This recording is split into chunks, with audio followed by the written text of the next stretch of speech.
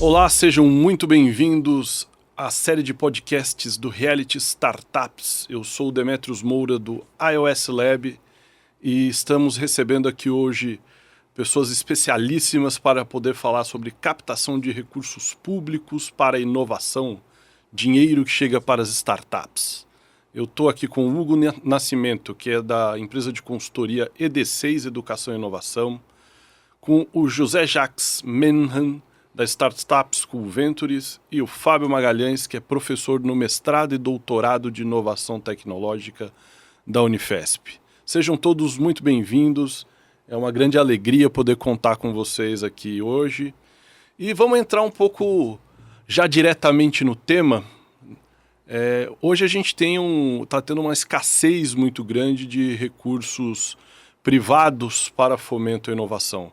O Brasil é um país que produz muito, nós temos uma série de unicórnios já consolidados no Brasil, um grande ecossistema de inovação, mas infelizmente, por uma série de questões globais e da nossa realidade brasileira, o recurso não está chegando para quem está no começo da jornada de inovação, para as startups que estão iniciando, que são principalmente o público aqui do nosso reality show.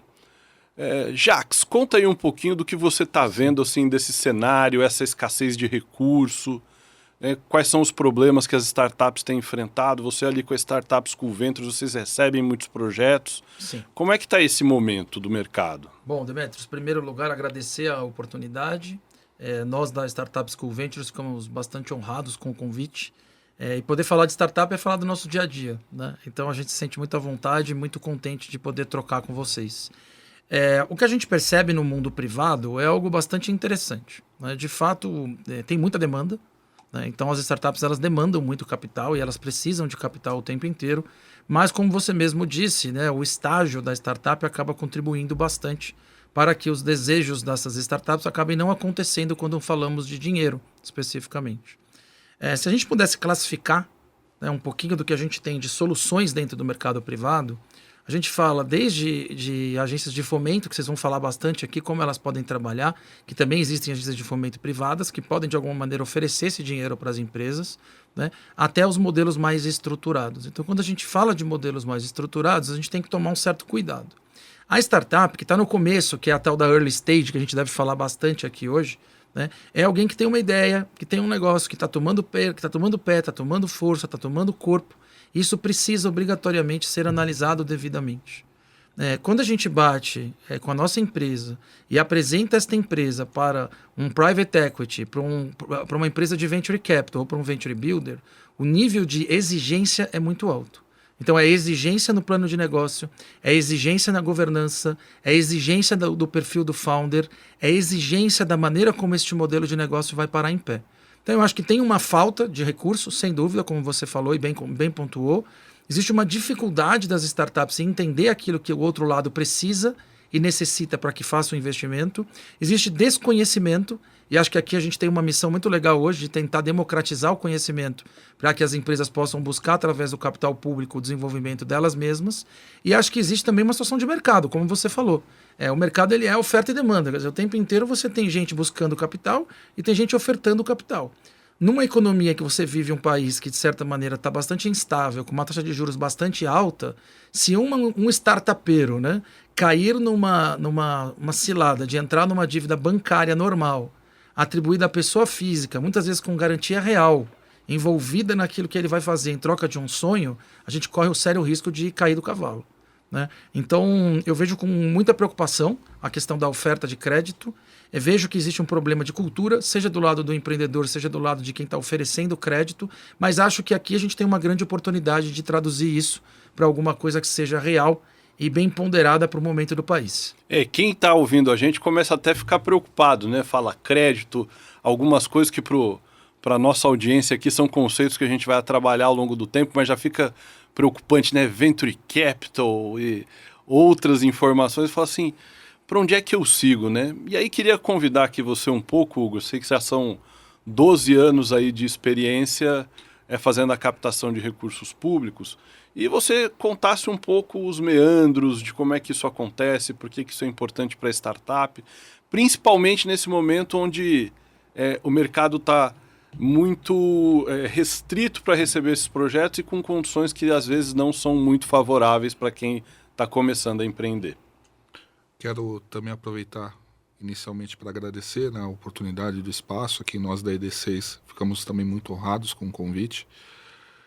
Mas o ponto, né, como o Jacques bem colocou, é que hoje você acaba não tendo tantos recursos para quem vai desenvolver um MVP, né?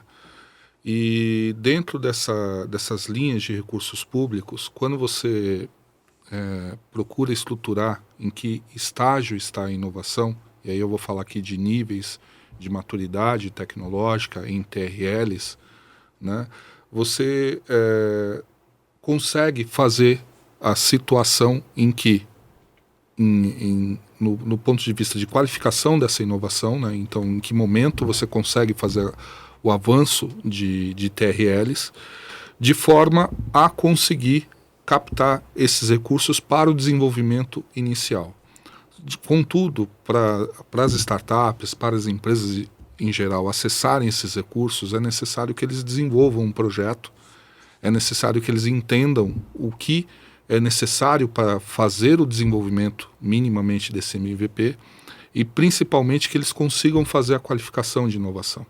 E aí a gente entra num contexto que muitas vezes isso não está muito claro para o empreendedor, né, para o startupeiro. Para ele a inovação é evidente, né? Contudo, na medida em que a gente aprofunda dentro do que ele está propondo, você percebe que muitas vezes o que ele está propondo na realidade é um produto substituto, que tem concorrentes, que tem outros players no mercado, e isso é algo que ele precisa também ter a maturidade e o cuidado de se aplicar. Não é o tal do disruptivo que se fala hoje em dia. Exatamente. Todo mundo quer qualificar a inovação como disruptiva, né, como inédita. E a grande parte das inovações, elas não estão na disrupção, e sim no contexto evolução daquilo que se chama incremental. Eu acho que então, para isso, né, aqui para quem está pegando pela primeira vez o nosso debate, está assistindo, assim, MVP é o produto mínimo viável, né, por onde você começa a testar se aquela ideia, ela de fato vai conseguir entrar no mercado. E quando você fala de níveis de maturidade tecnológica, né, da forma de apresentação do projeto, faz muito sentido trazer tudo isso para dentro de uma universidade, né, onde a gente tem pesquisadores, tem pessoas que dominam essa técnica, que podem colaborar com as startups. E queria ouvir um pouco você, Fábio, que é professor nessa área, está montando agora um incremento aqui que era já muito brilhante, o mestrado de inovação tecnológica da Universidade Federal de São Paulo, mas está montando agora o doutorado, né? Está participando da construção de um novo grau, e lá vocês só debatem sobre isso e sobre o papel ali da universidade conectada com empresas para poder ajudar a estruturar essas propostas, esses projetos. Fala um pouquinho para a gente como é que está sendo essa experiência e como é que você vê que ela pode se conectar aqui com as startups e com os alunos que estão chegando aqui para participar do nosso programa. Obrigado, Demetrios, né? Obrigado, Jacques, Hugo, né? Prazer estar aí com vocês aí para fazer essa troca de experiências, né? E dentro aqui do Reality Show, né, da iOS Lab, é um prazer estar com vocês.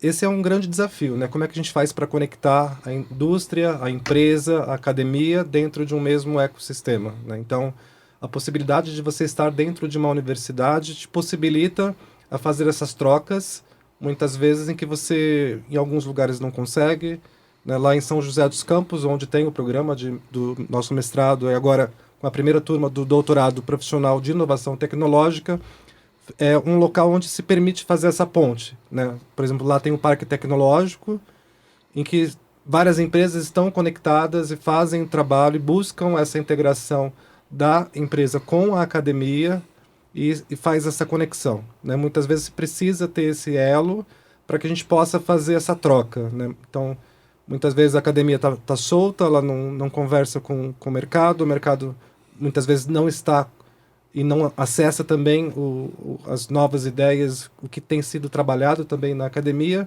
E nesses projetos de inovação a gente percebe que tem que fazer essa integração desses vários atores, né? Que você possa permitir que se converse, que você monte novos arranjos, que você possa fazer trocas de experiências, né, do saber. Muito fluidas, na verdade, né? Exatamente. É interessante que as empresas elas falam bastante sobre a questão da universidade, né, e da academia como algo extremamente fluido e que existe uma certa dificuldade de se usar isso no dia a dia. Né? Como é que a gente faz para eliminar esse ruído que existe de comunicação? Eu ia até te perguntar isso. Essa é a parte legal da academia. Você tem a possibilidade de entender o que o estado da arte, né, o que os acadêmicos têm trabalhado, e muitas vezes falta também dentro da empresa saber o que está acontecendo na academia e vice-versa. A empresa desenvolve novas tecnologias e também falta de colocar isso para que a academia também tenha acesso.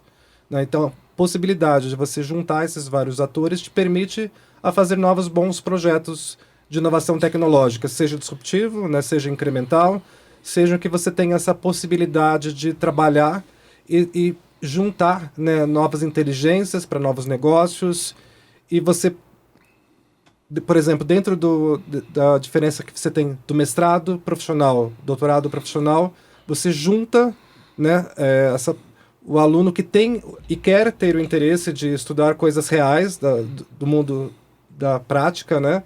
E naquele que é o acadêmico, muitas vezes você só faz o artigo científico, está preocupado só em publicar um trabalho acadêmico, mas no profissional a gente tenta fazer essa união, de trazer realmente a necessidade do empreendedor para o mundo acadêmico e você entender e fuçar, né, dentro daquela realidade, trazer as boas práticas, né, os bons processos, por exemplo. Então, como é que você faz um bom trabalho acadêmico usando toda a metodologia científica, né, para você colocar e aplicar isso dentro dos projetos de inovação. Então, esse é um dos grandes diferenciais que se possibilita, por exemplo, nesse ambiente. Eu só vou fazer um comentário rápido, Demetrio, se você me permite. Claro, estamos aqui para isso. Sim. A gente percebe nas empresas algo bastante interessante. As empresas começaram a perceber que educação é fundamental para que a gente possa criar conhecimento e criar inovação. Né? Então, é muito comum a gente ver hoje em dia um incentivo muito forte dentro das empresas para que as próprias pessoas que estejam dentro das organizações acabem se desenvolvendo enquanto bons gestores, enquanto bons profissionais. E quando a gente fala de inovação especificamente dentro das empresas, acho que a questão é tão polêmica, né, e tão nova, que de alguma forma se fala, bom, vamos criar aqui um tal de comitê de inovação, porque esse comitê de inovação pode tentar resolver algum problema dentro das organizações. Né? E isso acaba sendo um grande labirinto que ninguém entende muito bem o que é. Então, eu queria, de alguma forma, já parabenizar a universidade por estar fazendo esse trabalho de aproximação com as empresas e também deixar um convite para as empresas, para que as empresas busquem a academia, né? E que busquem as universidades, porque esta parceria e esta união é fundamental para que a empresa possa sair do outro lado. Né? Nada acontece por acaso. E ainda que eu não tenha essa parceria de maneira formal, de maneira tácita ela acontece, porque as pessoas são seres humanos e os seres humanos estão estudando o tempo inteiro e tentando se melhorar, né? Tentando se desenvolver a cada momento. Isso é muito importante. Mas só um pontinho aqui, desculpe. Né? Imagina. O importante é isso mesmo, é o debate fluir, as ideias irem chegando para quem está nos assistindo. Mas eu fico pensando, quem está ali observando, é o nosso aluno, o nosso estudante, né? E ele se vê como empresa, ele se vê como aluno, mas ele olha para esse cenário e fala assim, é muito recurso, muita técnica, e às vezes isso parece um pouco inacessível. E a gente precisava desmistificar isso um pouco, porque tem programas hoje em dia que você pode solicitar o recurso mesmo sem ter abrido ainda a empresa. Né? Então você pode solicitar... Com uma ideia. Com uma ideia, você apresenta. Então a FAPESP, ela tem um programa que chama PIP, que é o Programa de Pesquisa Inovativa na Pequena Empresa. E para aquelas boas ideias que querem construir uma prova de conceito, que querem iniciar a sua jornada, ela tem uma característica muito interessante, que ela não precisa nem que a empresa esteja aberta, e também não precisa que você tenha uma titulação acadêmica já constituída. Interessante. Né? Então, o que eles pedem é que a empresa ela tenha ali a ideia, a pessoa ela tenha experiência, tenha estudado bem bem aquele negócio, né, para que ela possa se apresentar.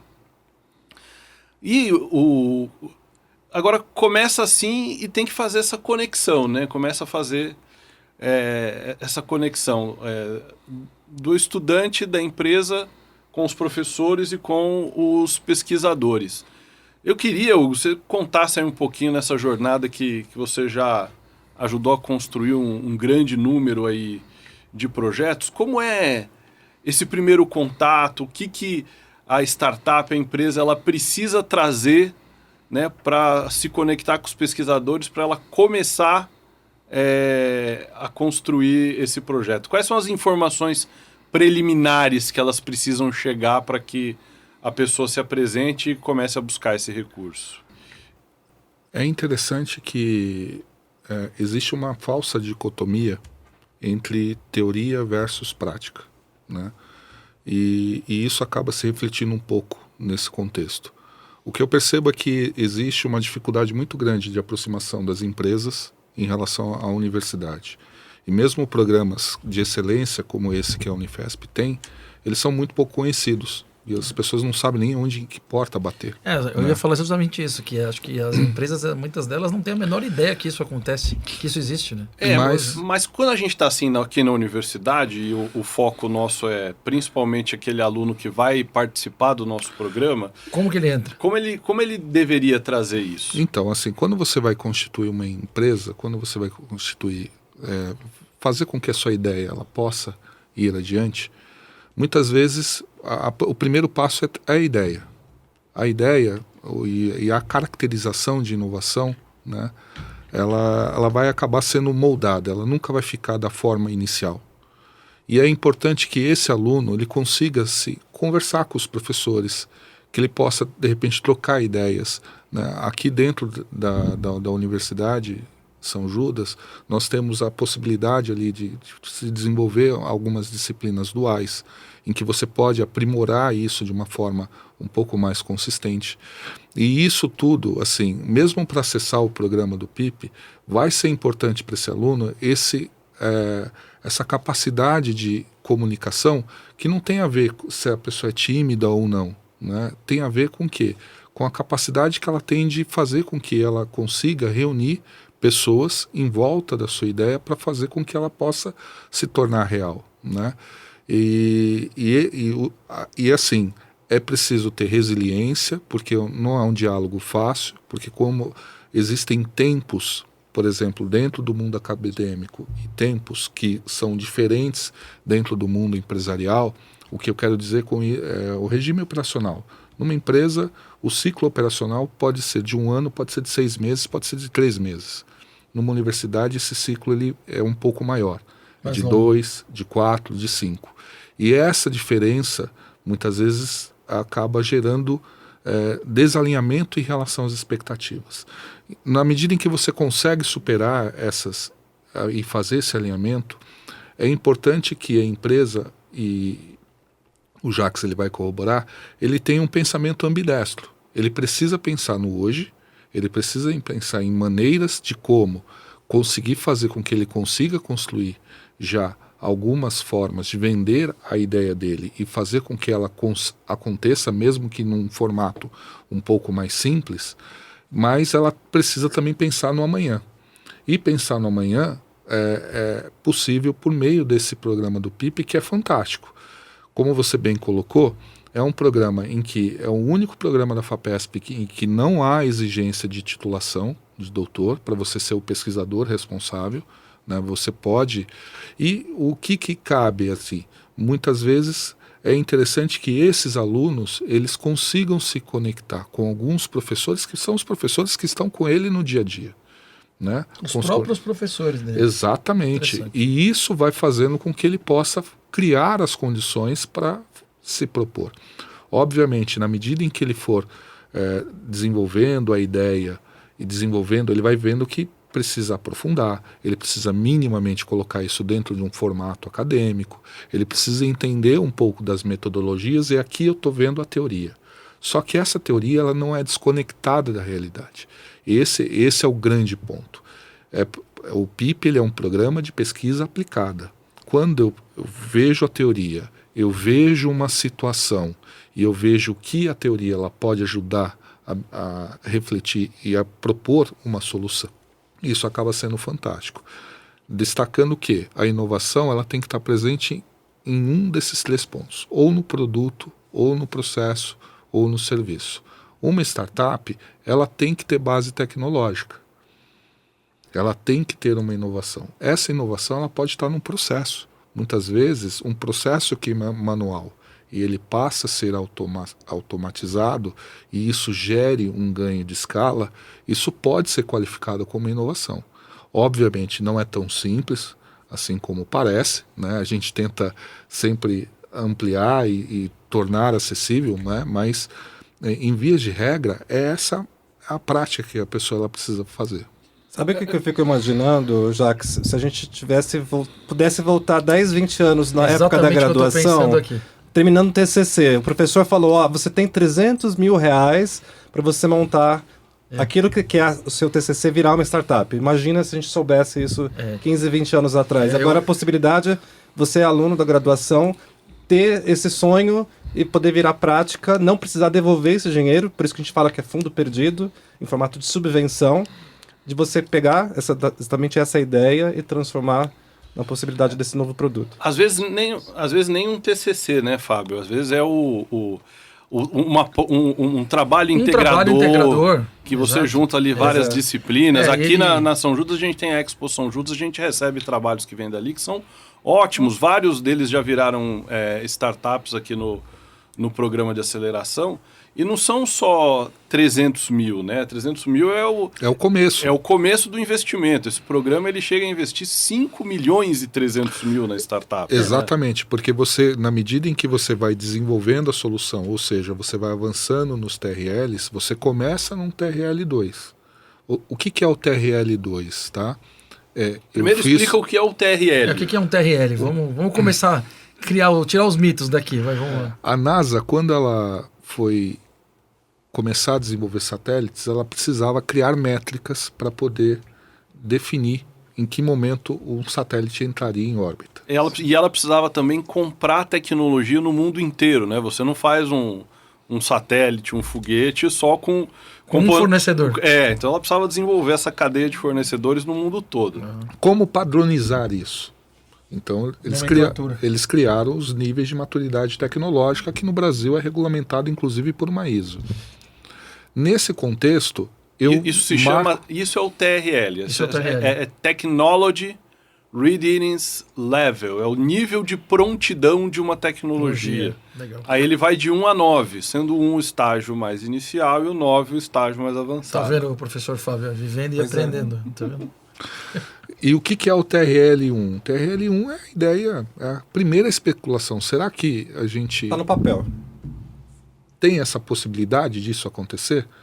Então, o que a FAPESP espera? Que a pessoa, uma vez que ela tem essa ideia, ela minimamente ela faça uma busca nas bases científicas, verifique se tem algumas outras pessoas falando a respeito do assunto, e isso dentro de um formato acadêmico, uma vez que ela consegue detectar que aquilo não está sendo explorado ou que existe ali algo que pode ser viável do ponto de vista, ela, numa dúvida, ou seja, é uma pesquisa, eu não tenho certeza. Sim, você vai levantar uma hipótese, na verdade. Eu vou levantar uma hipótese. No momento que eu formulo essa hipótese, eu tenho o TRL2. Muito bom. E que isso é uma coisa super importante para quem está assistindo a gente, acompanhando hoje, porque muitas vezes a empresa, o startupeiro, a pessoa, ele acha que ele precisa ter a resposta. E, na verdade, o recurso ele é justamente para ele... encontrar a resposta. Para encontrar a resposta. Eu queria fazer 2 comentários rápidos, se você me permite, Demetrios. Veja bem, primeiro, a respeito do professor Fábio, que eu acabei perdendo aqui um pouco da conversa, que estava muito boa, né? Mas, sim, quando a gente se remete ao tempo da graduação, né, e ter a possibilidade de saber de tudo isso que a gente está sabendo hoje, quando eu me formei lá em 1995, né, quando eu terminei a faculdade, entrei na faculdade em 95 e saí em 2000 na FAAP, eu não tinha a menor ideia, né, de que isso existia, e com certeza se isso existisse, talvez o endereçamento da minha carreira fosse diferente.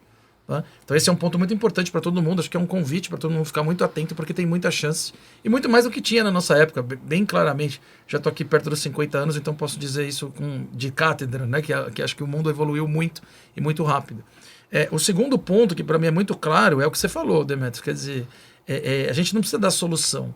Então a gente muitas vezes é cobrado na faculdade por entregar o melhor relatório, o melhor padrão, o melhor não sei o quê, e não se permite errar. Né? E não se permite a dúvida. Então, no momento que a gente está trazendo um projeto para supostamente ser avaliado por uma fundação que tem como objetivo levantar um capital para que possa ser usado como critério para uma base teste, para poder chegar na conclusão de uma hipótese, a gente está quebrando um mito aqui, né? Que eu só vou ter dinheiro se eu tiver uma solução completa, linda e maravilhosa. O que não é verdadeiro muitas vezes, e mais do que isso ainda do que você falou, eu complementaria com mais um ponto. Ainda que se pareça algo definitivo, no mundo das startups e no mundo dos negócios, nada é definitivo. E o que é mais legal, né? No caso da FAPESP, pode dar errado. Exato, pode dar errado. O projeto pode ser a hipótese, não vai dar certo aquela nova tecnologia. Mas é isso aí, já falamos muito. Só que como o Demetrios sinalizou, os 300 mil é para fazer um MVP, uma prova de conceito. E aí, assim, eu tenho dentro do FINEP, dentro da FAPESP, recursos que são para fazer o avanço para os demais TRLs e chegar até o 9, que podem, em alguns casos, consumir 5 milhões de reais. E assim, quando a gente fala desses recursos, né, que estão disponíveis, a gente está falando assim, de algo que o FINEP, por exemplo, ele lançou editais na ordem de 2 bilhões nesse ano. A FAPESP tem um histórico de não utilização de algo em torno de 1 bilhão de reais. Não utilização. De não utilizados. Dinheiro que estão lá, que são destinados para pesquisa e inovação e que muitas vezes carecem de um projeto. E eu vou pegar esse gancho, Hugo, e dizer o seguinte, assim, quem está assistindo, é tanta informação, é tanto detalhe, e que parece que isso está na cabeça de alguns poucos iluminados que sabem como isso funciona.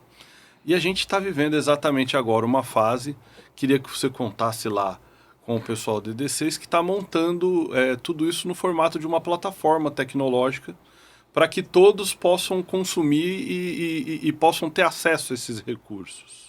Sim, exatamente. Nós da ED6 nós tínhamos um dilema, nosso trabalho é de consultoria. Como fazer para escalar essa consultoria? Então nós desenvolvemos uma plataforma em que a gente trouxe parte da metodologia de desenvolvimento que a gente adota para os desenvolvimentos de projetos, de forma a disseminar isso junto às universidades de uma forma geral, né? Então, por meio dessa plataforma se poderá haver um licenciamento de diversos representantes, de forma que a gente possa levar isso para todo o Brasil.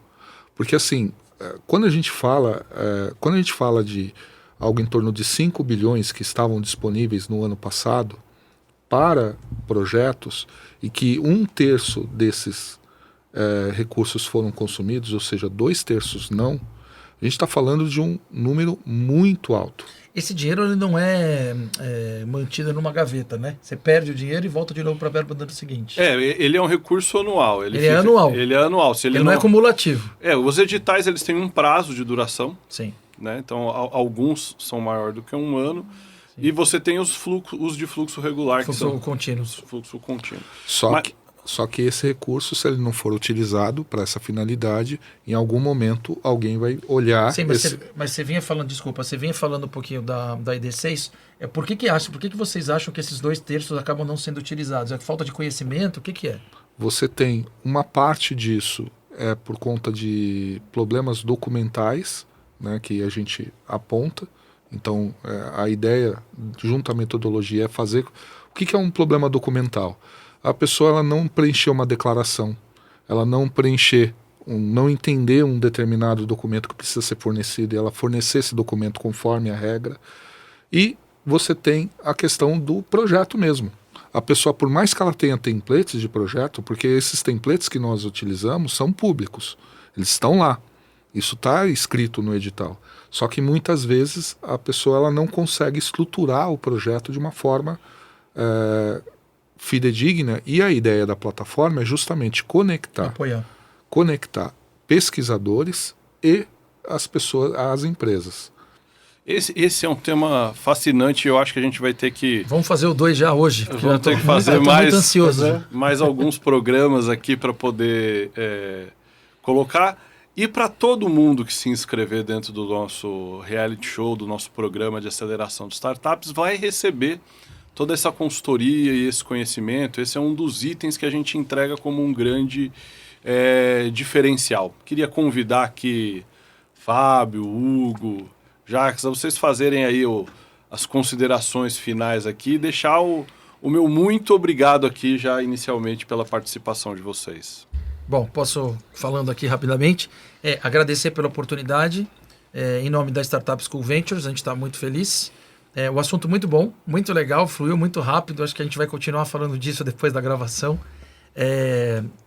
Gostaria muito de participar dos próximos, acho que a gente tem muito para contribuir juntos e fazer disto um grande movimento. Acho que a grande jogada que a gente tem que fazer é juntar, né, de fato, unir a universidade, unir a ED6 com a proposta dela, unir a consultoria, unir o trabalho de empresas para que a gente consiga movimentar o país. É isso que a gente acredita e da maneira como a gente está se posicionando aqui, certamente a gente vai fazer diferença no futuro. Obrigado. Quero agradecer aqui o espaço. Nós da ED6 acreditamos muito que a educação e a inovação elas caminham juntas. E elas podem revolucionar o nosso país, elas podem transformar o nosso país, né? E eu acho que espaços como esse, em que você torna essa informação pública e você torna essa informação disponível, né, para as pessoas, podem fazer com que, de fato, a gente consiga transformar a realidade do nosso país por meio da pesquisa e do desenvolvimento e da inovação.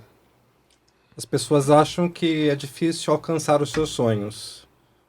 Não é difícil você sonhar grande, porque se você tem aquela ambição e você entende que é possível, por que não alcançar aquele sonho grande, né? O trabalho de sonhar pequeno, sonhar grande é o mesmo. O desafio é, por que não seguir esse passo a passo para chegar nesse sonho grande? Então esse é o desafio para você que é aluno de graduação, ouviu a gente, estar antenado com essas novas tecnologias, conversar com professores, conversar com a comunidade, trocar experiências com outros investidores, outros empreendedores para fazer essas conexões. Isso é fundamental para você enriquecer, estar cada vez mais conectado nesse mundo que depende de você brilhar também. Obrigado aí pela possibilidade de estar aqui com vocês, Demetrios, em especial, Jacques, Hugo, obrigado. Gente, muito obrigado pela conversa de hoje. Para você que está nos assistindo, acompanhe, está passando aqui o letreiro, nossas redes sociais. Sigam, saibam mais e conheçam todos os detalhes da nossa chamada para o programa de aceleração do Reality Startups. Muito obrigado, grande abraço.